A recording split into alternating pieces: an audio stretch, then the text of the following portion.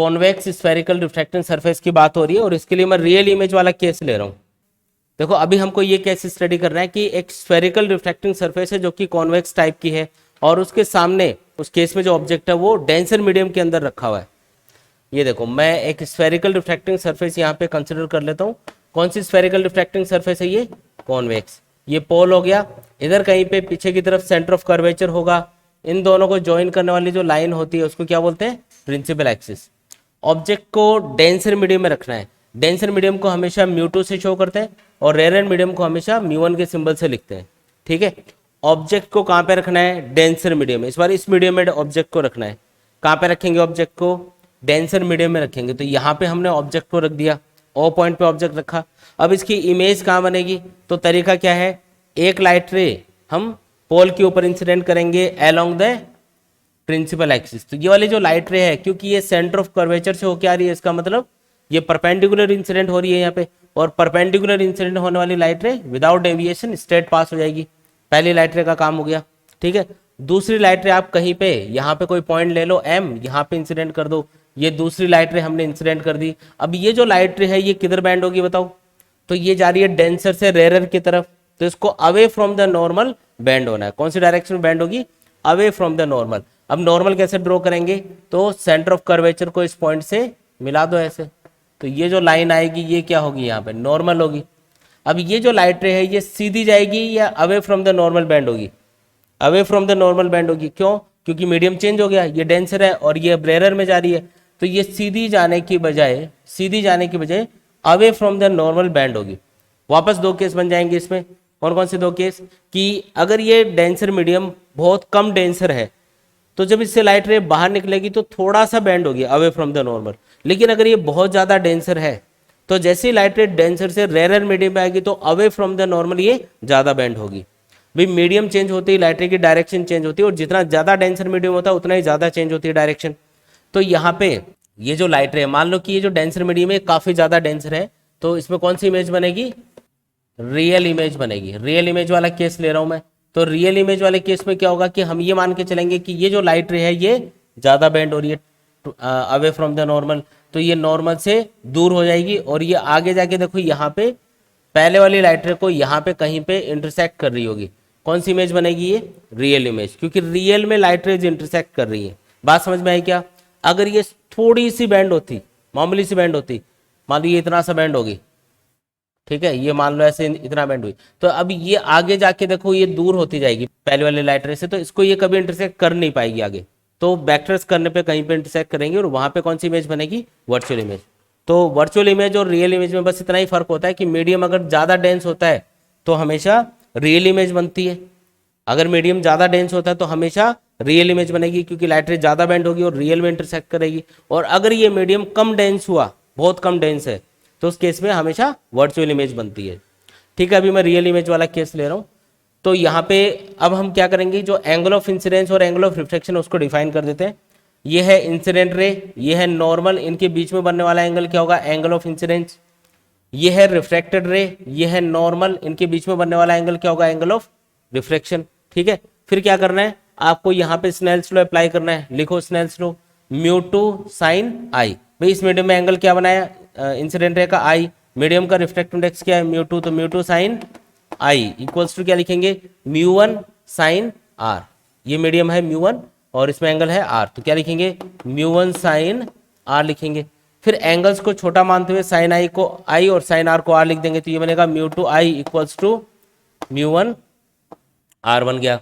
उसके बाद में अगली स्टेप आपको पता ही है क्या करना है, हमको ओ पॉइंट के ऊपर एक एंगल एज्यूम कर लेना है अल्फा, आई पॉइंट के ऊपर एक एंगल एज्यूम कर लेना है बीटा, और जो सी है यानी सेंटर ऑफ कर्वेचर है यहाँ पे जो एंगल एज्यूम करना वो है गामा। फिर ये जो आई और आर है इनकी वैल्यूज अल्फा बीटा गामा की टर्म्स में लिखेंगे। कैसे लिखना है? तो देखो ये जो आई एंगल है ये इस वाले ट्राइंगल के अंदर बन रहा है, तो आई प्लस अल्फा ये किसके बराबर होगा? गामा के बराबर होगा। क्या लिखेंगे? I plus alpha equal to gamma, then I equals to gamma minus alpha. आ गई क्या बात समझ में? आई की वैल्यू निकल के आ गई। फिर इसी तरीके से आपको क्या करना है, आपको आर की वैल्यू फाइंड करनी है। आर एक्सटर्नल एंगल है, कौन से वाले ट्राइंगल का? इस वाले ट्राइंगल का। इसमें ये एंगल कितना है? गामा। ये क्या है? बीटा। इन दोनों का सम किसके बराबर होगा? आर के बराबर होगा, मतलब R equals to gamma plus beta. आया कि नहीं आया समझ में? ठीक है, तो ये आई और आर की वैल्यूज अपने पास आ चुकी हैं, ये वैल्यूज उठा के इस इक्वेशन में पुट करो, क्या बनेगा, mu two equals to I की जगह क्या लिख दूं, gamma minus alpha equal to mu one into, और आर की जगह क्या लिखना है, गामा प्लस बीटा लिखना है। आया कि नहीं आया समझ में? और उसके बाद में आपको एंगल्स को छोटा मानते हुए एल्फा बीटा गामा को क्या लिखना है, ten gamma tan alpha tan beta, है ना। तो ये जहां भी अल्फा बीटा गामा है उनको मैं रिप्लेस कर रहा हूं, किससे रिप्लेस कर रहा हूं, टेन अल्फा टेन बीटा और टेन गामा से। बातें समझ में आ रही है क्या? अगली स्टेप में क्या करोगे, इनकी वैल्यूज पुट करोगे। कहां से आएंगे इनकी वैल्यूज, तो ये जो एम पॉइंट है यहां से एक परपेंडिकुलर ड्रॉ कर देंगे प्रिंसिपल एक्सिस पे, इस पॉइंट को एन नाम दे देंगे। फिर यहाँ पे जो ट्राइंगल्स बन रहे होंगे राइट एंगल ट्राइंगल्स, उसमें tan alpha tan beta ten gamma find करेंगे। अगर मुझे टेन गामा फाइंड करना है, जैसे इसमें सबसे पहले टेन गामा आ रहा है, तो ये वाला जो ट्राइंगल मैं इसको देख लूंगा, ये एक राइट एंगल ट्राइंगल है ना। तो ये आएगा M N upon C N, मतलब ये जो टेन गामा है इसको क्या लिखना है, M N upon C N. Tan alpha को क्या लिखना है बताओ, तो टेन अल्फा क्या होगा, M N upon O N, M N upon O N, ठीक है, equal to mu one. Tan gamma क्या होगा बताओ, टेन गामा क्या होगा, M N upon C N, M N upon C N. और बताओ टेन बीटा क्या होगा, टेन बीटा इस वाले ट्राइंगल में देखो, एम एन अपॉन एन आई, एम एन अपॉन एन आई, ठीक है। ये अपने पास वैल्यूज आ गई। अब क्या करना है, अब एम एन को तो हटा देना दोनों साइड में, एम एन से डिवाइड कर दो दोनों साइड में, तो एम एन तो हट जाएगा। और जो डिस्टेंस आपने एन से मेजर कर रखी है, जैसे ओ एन, क्योंकि एन और पी पॉइंट काफी पास पास है, काफी क्लोज कंसिडर किए जा रहे हैं, इसलिए ओ एन को ओ पी लिखेंगे, सी एन को सी पी लिख देंगे, और एन आई को हम पी आई लिख देंगे।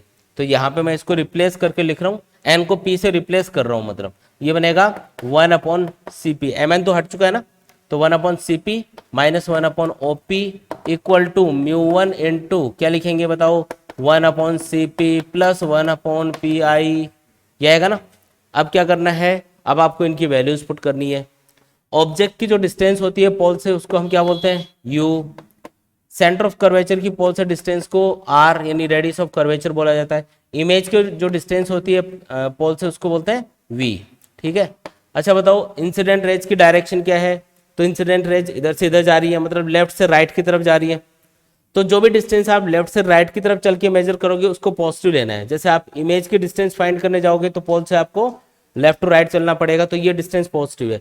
बाकी इमेज की ऑब्जेक्ट की डिस्टेंस और रेडियस ऑफ कर्वेचर, इन दोनों को मेजर करने के लिए आपको उल्टा चलना पड़ेगा, तो ये दोनों डिस्टेंस क्या होंगी, नेगेटिव।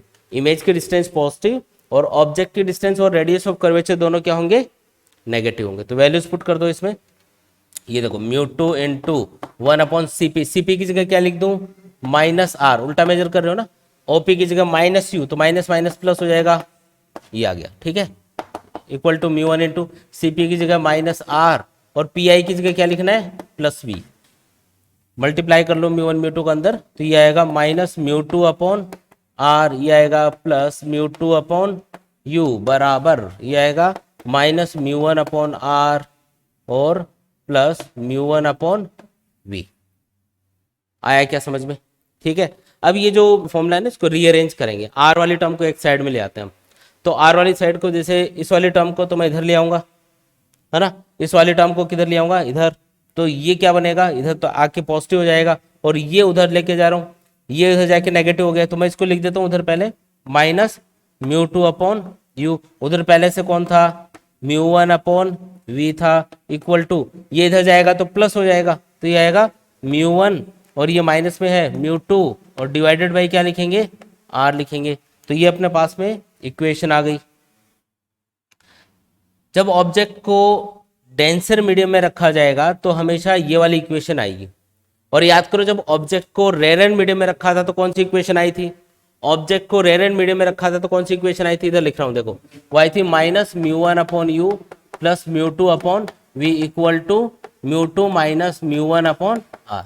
अब आपको ये चेक करके बताना है कि इस इक्वेशन में जब ऑब्जेक्ट को हमने रेयर मीडियम में रखा था और इस इक्वेशन में जब ऑब्जेक्ट को हमने डेंसर मीडियम में रखा है तो इनमें डिफरेंस क्या है, क्या डिफरेंस आ गया यहाँ पे, कोई डिफरेंस है क्या?